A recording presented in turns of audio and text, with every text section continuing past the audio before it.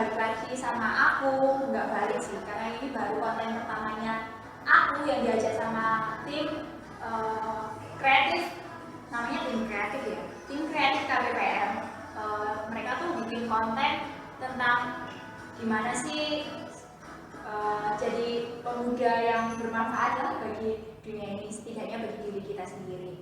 Nah, kenalin, namaku Nandita, tapi biasa dipanggil Dita. Dan di sini tuh sebenarnya aku mau curhat guys. Aku nih bangga banget, seriusan bangga banget. Kayak apa ya? Kayak aku nih diundang buat jadi pembawa acaranya untuk yang pertama kalinya. Jadi langsung aja, topiknya tentang how to manage your financial in pandemic dengan pembicara kita yang sangat luar biasa, yaitu saudari Tia Lestia. Dito berhasil. Aku sebenarnya gugup banget. Jadi selamat datang Mbak Tia Lestia. Iya. Nama aku udah berubah ya Dit ya. Gak ada. Iya aja ya. Iya. Kesibukannya sekarang apa nih Mbak? Kalau sekarang ya biasa kerja ya. Kerja kalau dalam pandemi gini kita dibagi biasanya. Ada kerja work from home, ada yang work from office gitu. Kalau di tempat aku sendiri sekarang 1 minggu paling minimal 1-2 kali masuk. Sisanya kita kerja dari rumah gitu. Itu sih yang paling utama itu sih Dita kalau akhir-akhir ini gitu. Terus kalau akhir tahun gini ini kali ya lagi banyak audit di kantor gitu. Terus ada kayak persiapan untuk menjaring mahasiswa karena kan aku kerja di kampus ya gitu. Terus kalau akhir-akhir ini juga pelayanan kan kita lagi siap-siap mau Natal nih. Betul guys. Desember adalah event yang sangat wow. Ada aja. Oh ya KPPM pasti punya ya acara menarik kayak gitu. Itu aja sih akhir-akhir ini sibuknya. Jadi kalau melihat dari kesibukan Mbak Tian ya, beliau nih sibuk banget kayaknya. Apalagi untuk diundang kayak gini nih, wow banget, kayak harus booking beliau tuh jauh-jauh hari gitu kan. Aku sampai gak habis pikir kayak, sibuk banget pasti orangnya. Ya, gak habis pikir ya? Atau kamu lagi gak mikir sekarang? Sebenarnya gitu. Kan hari kayak macam terus gitu. Maaf ya Mbak, sebenarnya aku di sini tuh gugup gitu kan, makanya aku ngajak adik aku nih. Adik kamu lucu banget. Dia ya tuh ampun. suka ikut biar dia beredukasi lah. Keuangannya dia, ngatur uangnya dia. Kalau Mbak Tia sendiri, kalau extra concernnya di pandemi ini apa aja? Extra concern di masa pandemi ini, kayaknya itu kalau untuk kita semua ya paling umum kita kan pasti lagi ini kan concern sama kesehatan kita ya kan, namanya juga pandemi kan, lagi ada virus corona juga kan, pasti kita care lebih banyak ke bagian kesehatan kita gitu. Nah paling kalau karena kesehatan kita pasti butuh banyak hal kan untuk melindungi diri kita ya, kayak makanan sehat ya, ini sehat nih teh, sehat banget, ini kentang bagus untuk tubuh kita. Tapi juga ada yang banyak barang-barang yang kita harus beli kan, kayak kita persiapan masker, kita kesini pakai masker juga kan, hand sanitizer, terus apalagi itu banyak kan, jadi vitamin bener, itu bener tuh. Kalau Dita ingat di awal-awal pandemi itu kan sempat booming tuh. Kalau nggak tahu ya, kalau aku pernah sempat punya pengalaman gitu. Jadi waktu ke titik-titik market itu mau mencari vitamin gitu, apalagi untuk orang tua kan. Jadi kan santer kan isunya kalau penyakit ini lebih rentan untuk orang tua. Jadi sama bayi. Terus otomatis kan kita mau kasih yang terbaik orang tua kan, kita beliin tuh vitamin. Tapi sempat booming, akhirnya habis tuh di pasaran gitu. Dan harganya meroket. Masker kan juga sempat kayak gitu. Tapi sama yang terakhir nih Mbak. Apa itu? Mungkin kalau Mbak Tia nggak seberapa ngerasain ya, tapi kalau aku ngerasain banget sih sebagai mahasiswa. Jadi butuh kuota. Oh iya bener. Bener. Aku juga ngerasain. Kan kerja juga WFH. Tapi mungkin kalau buat mahasiswa atau teman-teman yang masih sekolah kan pasti ini ya, Paling kalau nggak ada yang rumah wifi rumah pasti pakai kuota ya. Betul. Iya bener banget. Nah itu apalagi tuh. Jadi bayangin kalau kamu harus punya kuota tapi terus kamu nggak punya dana untuk beli. Itu sih. Jadi itu extra concern-nya banyak. Aku tuh kayak masih bingung gitu. Kadang kalau buat kuota sendiri aja masih nggak bisa, kadang itu nggak bisa beli, minta orang tua. Apalagi kan aku kan belum berpenghasilan ya guys. Jadi semuanya terteli itu dari orang tua. Nah kalau Mbak Tia sendiri nih udah bekerja guys, berangkat sebagai wanita karir. Wanita kan. Gimana tuh cara manfaatin pengeluaran tambahan itu? Iya, kalau manfaatnya kan otomatis harus dipakai dengan maksimal ya. Maksudnya kalau kita tahu kebutuhannya itu, ya ini jadi masalah survival. Kita harus berjuang untuk hidup di dalam masa-masa ini. Otomatis kalau kamu sudah spend waktu untuk mikirin gimana caranya protect keluarga kamu, protect diri kamu sendiri, gimana caranya kamu juga bisa punya dana buat kota kamu harus pakai itu baik-baik gitu. Jadi memang harus dimanfaatkan semaksimal mungkin dong gitu. Iya sih gitu dong. Iya dong. Berarti sebenarnya pertanyaannya yang selanjutnya yang terpenting adalah gimana sih caranya buat Mbak Tia nih ngatur keuangan sih selama pandemi ini sesuai sama topiknya kita ya. Kayak gitu sebenarnya intinya ke situ sih, kayak gimana sih manage uang. Karena kalau aku sendiri kayak misal nih ya dikasih duit sama orang tua, ya aku juga bisa nabung juga, tapi cuman buat poinku ke depan gitu loh, kayak tujuan cita-citaku apa, dan itu pun lama banget, apalagi pandemi gini kan hasilnya berkurang. Kalau selama ini ya foya-foya aja sih. Ini kalau menurut aku pribadi ya, sebenarnya bukan karena pandemi kita harus mengelola keuangan, bukan kayak gitu. Jadi bahkan sebelum ada pandemi pun kita harus pintar juga untuk mengelola keuangan yang kita punya gitu. Cuman memang kalau di masa pandemi kayak gini kita mau nggak mau ada pengeluaran tambahan yang kayak tadi Dita bilang, yang tadi kita bahas. Iya. Nah kayak gitu kan. Jadi mindsetnya itu sebelum ada pandemi maupun waktu ada pandemi kita sudah tahu, kita melek yang namanya keuangan. Jadi kalau kita punya pemasukan ya ada uang, katakanlah nih harapannya nanti Dita udah kerja nih bisa menanggung semua biaya sendiri, nggak minta orang tua gitu. Nah kalau ini setiap orang bisa beda-beda ya, tapi paling nggak item-item yang harus ada itu buat konsumsi gitu. Itu yang pertama. Konsumsi itu kayak kamu beli makan nih, kehidupan kamu kan ya, minum gitu, kuota. Terus kalau kamu anak kos, kamu harus bayar kos. Semua yang bentuknya itu konsumtif, kamu harus ada gitu. Itu yang pertama. Ada. Itu yang pertama. Terus yang kedua, selain kamu harus alokasiin ke bagian yang untuk konsumtif itu, kamu juga alokasi untuk yang namanya dana darurat. Gitu. Iya, aku pernah dengar itu. Oh, pernah denger ya? Nah, itu penting itu, soalnya dana darurat itu adalah yang akan bakal kepake kalau masa-masa kayak gini gitu. Jadi ada komposisinya untuk item konsumsi, ada untuk item dana darurat, ada tabungan. Jadi beda. Jadi dana darurat sama tabungan pun itu juga beda. Ada dana darurat, tabungan, kemudian ada yang namanya untuk, kalau di kita ada yang namanya perpuluhan ya, atau paling enggak teman-teman kita yang lain bilangnya amal ibadah gitu. Dan yang terakhir itu investasi. Nah, bagian ini yang kadang-kadang masih belum banyak orang yang tahu gitu. Nah, kalau aku sendiri tuh dalam pemasukan aku ya, pengeluaran aku gitu, pengeluaran komposisi aku. Nah, ini yang aku bilang setiap orang beda-beda. Tapi paling enggak untuk konsumsi itu kamu bisa sekitar sampai 35-40% gitu. Jadi katakanlah kamu punya 5 juta, kamu hitung tuh 40%-nya kira-kira berapa banyak. Terus untuk kalau dana darurat, ini juga tergantung ya setiap orang. Tapi kalau aku, dana daruratnya aku spend sekitar 10-15%. Nah kalau perpuluhan ya berarti, kalau perpuluhan berapa kalau? Iya bener banget, kita 10.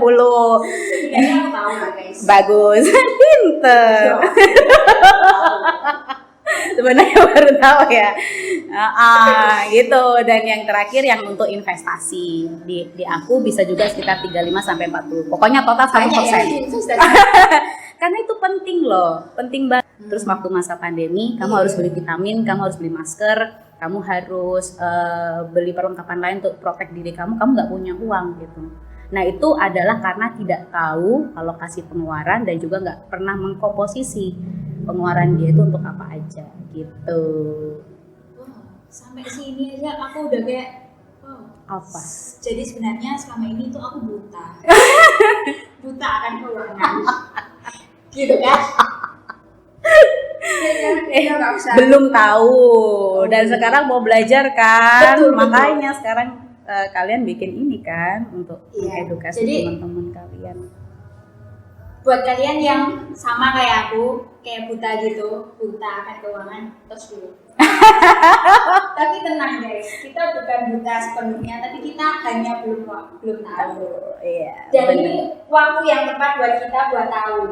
Jadi Kalau nabung itu sebenarnya lebih ke arah dana darurat tadi, gitu. Nah kalau investasi itu intinya ada 3C sebenarnya gitu.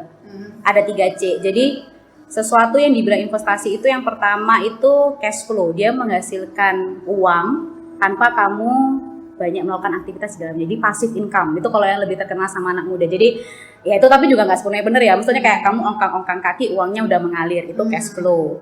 Atau yang kedua capital gain. Kamu beli sesuatu barang tapi ketika dijual dia jauh dapatnya lebih tinggi. Gitu. Yang ketiga itu kolateral atau jaminan. Jadi kalau kamu beli sesuatu, barang itu bisa untuk menjamin kamu gitu. Entah kamu nanti bisa uangkan kembali, entah kamu nanti bisa beli pakai itu untuk beli barang yang lain.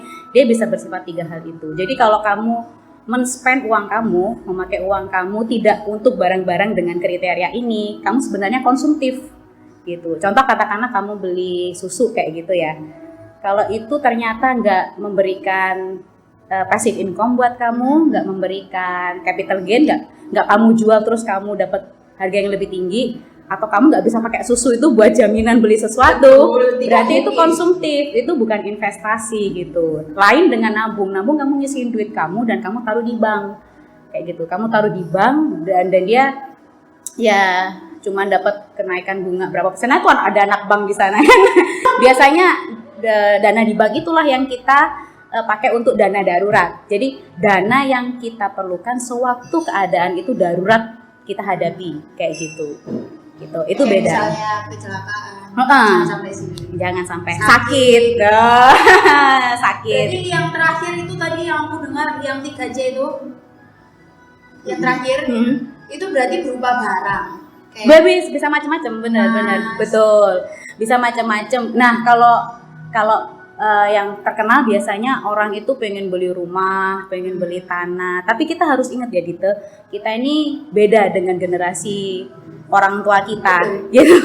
Soalnya kalau biasanya orang mikir investasi, mereka beli rumah, mereka beli tanah, kayak gitu. Itu ada benernya sih. Tapi kita harus tahu dulu itu zaman mereka golongan generasi baby boomer, yang namanya tanah itu banyak, gitu. Makanya kenapa mereka bisa beli tanah, dan bagi mereka tanah sekarang ketika nanti dijual itu bisa harganya tinggi. Tapi kalau sekarang rumah mahal, nggak ada, tanah nggak ada, lahannya makin sempit gitu. Jadi sekarang justru anak milenial, anak muda itu tertariknya investasi itu di yang digital gitu. Jadi ada yang kita bisa ambil. Ya itu ada banyak ya, ada saham, ada reksadana, deposito dan sebagainya. Iya, mencerna ya. Pelan-pelan dulu ya guys. Karena aku ini nggak bisa yang langsung. Iya. Itu tadi tentang masih secuil ya. Masih secuil. Tentang keuangan dan kayak semakin menarik gitu kan. Semakin kesini semakin kekinian tentang digital. Dan makin pusing dia. Kayak gitu-gitu. Nah, aku kepo sama Mbak Tia sendiri sih. Kalau Mbak Tia sendiri tuh mulai kapan tertarik kayak hal-hal kayak gitu tadi ya. investasi, nabung? Oh, Apa aku ini termasuk terlambat? penting banget. Nggak ada yang terlambat ya kalau kita mau belajar sesuatu tuh nggak ada. Aku sendiri ini baru tahu hal kayak gini tuh tahun 2019 kok Dita gitu. Jadi awal mulanya itu. Umur berapa tuh kalau? Sensitif Bercanda. banget ya. Wuhui.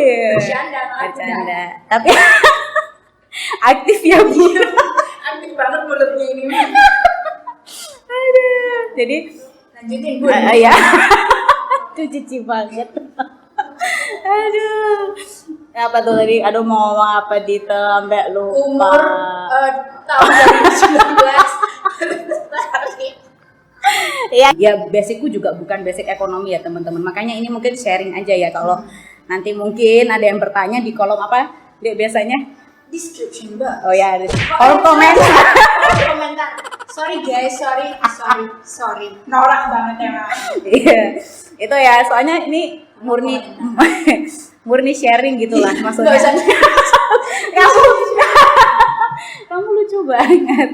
Aduh ya ampun gitu. Jadi tahun 2019 teman aku dari Jakarta itu dateng. Terus dia itu nyeritain, "Dek, kamu tahu nggak? Ya dia lebih tua ya. Kamu ini nggak ini loh apa Bank Indonesia itu lagi gencar yang namanya kampanye Yuk Nabung Saham gitu." Terus dia cerita banyak sih. Dia cerita soal ini beberapa hal yang aku ingat sampai sekarang ya, yang mungkin nanti bisa jadi ya mungkin siapa tahu juga men-trigger teman-teman. Waktu itu sempat bilang gini, "Kamu tahu nggak kalau setiap tahun yang namanya uang kita yang kita simpan di bank 1 juta, tahun depan itu nggak seharga 1 juta loh." Jadi misalnya nih, dulu ini zamanku ya, waktu SD kita bisa beli leker, dulu itu 1.000 bisa dapat 5 gitu. Mungkin sekarang uang 1.000 itu sudah nggak bisa beli leker 5, cuma bisa beli leker 1. Betul banget. Suka beli leker. Pak Man di sebelah sudah itu mahal. Naik ya sekarang ya. Iya betul. Kan tipis kan. Ya, iya. Kawinnya pun ikut sedikit. Rp1.000 dapat satu. Oke, nah itu yang namanya inflasi, Dit. Waktu itu teman aku bilang gini, kamu coba aja. Dia memang jelasin saham sih, cuman waktu itu dia bilang kamu coba aja reksadana gitu. Kalau reksadana itu paling nggak, jadi kalau kita bisa masuk yang namanya beli saham, itu kita namanya pelaku pasar modal. Jadi kita menjadi pemain yang berjual beli saham. Saham itu istilahnya gini, uang 1 juta itu kalau kita beli saham kita katakanlah bisa beli 100 lembar gitu ya. 1 juta itu dihargai 100 lembar. Ketika kamu jual beli, harga 100 lembar ini mengikuti kenaikan inflasi. Jadi kamu beli sekarang 1 juta, kamu beli dalam bentuk 1 lot saham, tahun depan kamu jual itu nggak 1 juta tapi bisa jadi 1.500.000 kayak gitu. Nah, dia jelasin kayak gitu kan. Terus waduh, kalau seingat aku ya, kalau orang-orang main saham itu kadang-kadang bisa gagal memprediksi terus jadi rugi gitu. Betul. Nah, terus teman aku bilang, "Ya udah." Betul-betul kayak aku sok tahu. Aku nangkepnya itu kayak Masuk akal gitu Masuk paling akal. ya kan. betul. Terus dia bilang gini, "Aku takut kalau aku main terus ternyata aku rugi, nah aku rugi terus. Aku nggak punya basic itu." Terus dia bilang, "Reksadana aja. Reksadana itu uang kamu percayain sama orang lain itulah yang akan membagi-bagi uang kamu ke beli saham mana saja atau beli produk instrumen keuangan apa aja." Nah, macamnya tuh banyak, nggak cuma saham ternyata, Dit. Aku juga baru tahu. Jadi ada yang namanya saham, ada yang namanya obligasi, ada yang namanya banyak lah gitu instrumen keuangan. Nah, orang inilah yang akan membantu uang kamu untuk diputar di sana. Istilahnya orang ini yang ngerti banget ya. Debatnya itu kayak situasinya sahabat. Iya, dia memang biasanya analis keuangan, dan kalau di yang namanya dunia seperti ini tuh namanya manajer investasi. Jadi kita mempercayakan uang kita ke manajer investasi. Manajer investasi lah yang akan membagi uang kita. Ya pasti ya kalau kayak gitu mereka pasti punya fee kan, mereka pasti ada bayarannya. Nah, dulu itu kalau secara yang konvensional kita harus ke bank, kita harus melakukan itu secara manual. Kalau sekarang itu semuanya sudah serba digital, Dit. Jadi yang namanya manajer investasi pun ini kita nggak kelihatan. Kita cuma tahu platform jual belinya dan ada manajer investasi di dalamnya.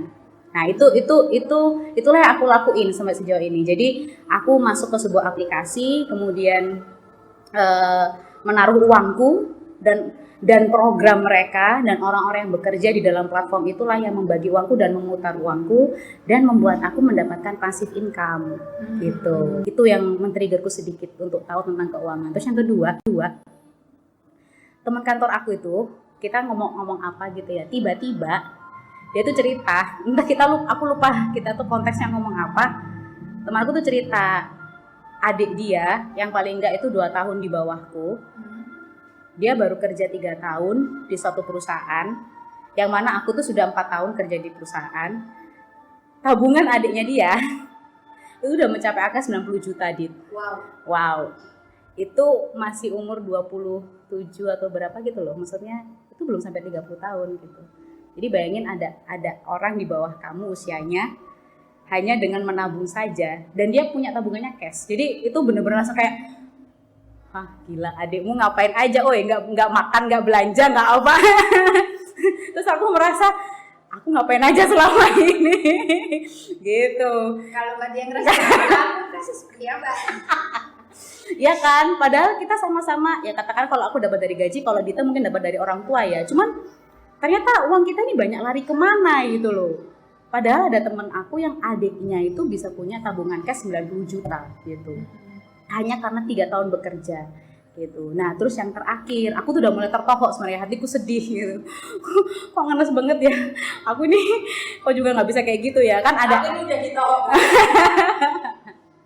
Sampai yang ketiga itu aku mencoba cari-cari di YouTube juga kayak gitu, kayak sebenarnya apa aja sih, ini apa sih, kita itu harus mengelola keuangan kayak apa sih gitu. Nah akhirnya ada satu YouTuber tuh juga dia kasih tahu kenapa sih tabungan anak milenial itu pasti kurang di bawah 15 juta gitu kan. Nah kenapa? Ternyata memang lifestyle itu juga bisa membuat kita nggak bisa mengelola keuangan kita kalau kita nggak tahu tujuannya kita punya uang itu mau diapakan gitu. Nah terus aku begitu baca, iya tabunganku aja nggak sampai 15 juta, 10 aja nggak nyampe. Akhirnya terus dia ngasih tahu, nah itulah dimana aku belajar tentang ternyata harus ada alokasi keuangan, ada komposisi pengeluaran kayak gitu. Yang digital tadi aku tuh pernah cuma sekedar tahu doang. Namanya buku.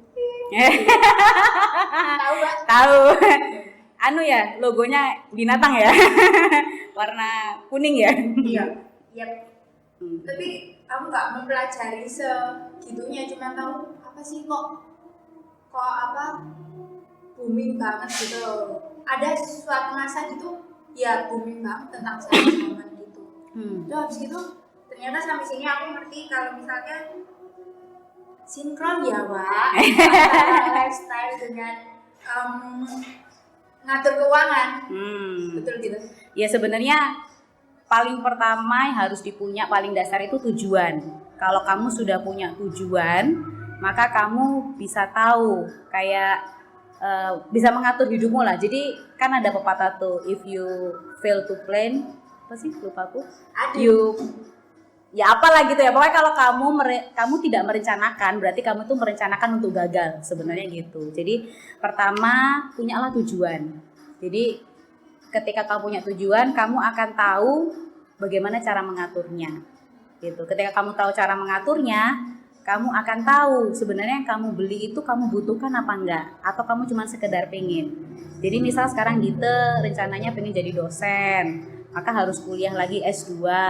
Berarti kan pasti harus nabung. Nah ketika Dita punya tujuan, Dita akan tahu cara-cara yang harus ditempuh untuk mencapai tujuan itu kan gitu. Nah ketika kamu akhirnya dalam kehidupan sehari-hari diajak nongkrong sama temen kamu akan mikir uang kamu itu worth it nggak untuk di-spend-kan untuk nongkrong daripada kamu nabung untuk kamu belajar lagi jadi ambil S2 kayak gitu. Jadi yang paling basic itu memang kita harus tahu tujuan kita sih gitu ya. Tapi masa kita nggak boleh sih Mbak kayak sekali gitu kayak chill. Boleh dong, makanya kenapa tadi ada proporsi kan, ada proporsi untuk konsumsi kayak gitu. Kamu ya nongkrong itu juga bagian dari relaksasi, ketemu teman itu juga bagian dari bangun investasi sama teman juga. Nah, kalau fokusmu adalah anak Tuhan, pasti kamu juga akan menyisihkan uang untuk persembahan kan kayak gitu. Kalau kamu nggak percaya bahwa berkat yang kamu dapat itu dari Tuhan, pasti kamu juga nggak akan atur keuangan kamu itu untuk kasih buat Tuhan, bukan menyisihkan yang paling jelek ya, tapi give the best gitu kan. Apalagi kan apa buah sulung ya kalau kita tahu kan. Jadi kalau kita punya prinsip itu tapi terus pengeluaran kita nggak ke sana, berarti kita nggak konsisten dong. Jadi sebenarnya kita sayang sama Tuhan nggak gitu kan, jadi aneh juga gitu. Apalagi kan semuanya itu datangnya dari Tuhan kan. Iya betul. Kita. Jadi itu yang paling penting, base tujuan, komposisi pengeluaran. Oke, sampai situ dulu ya guys. Bukan sampai situ dulu sih, cuman kayak mastiin ke kalian sudah sampai seberapa paham kalian tentang cara ngatur keuangan kalian, apalagi di masa pandemi ini. Dari apapun apa aja yang tadi baru kita bahas bersama saudari Tia aja gitu.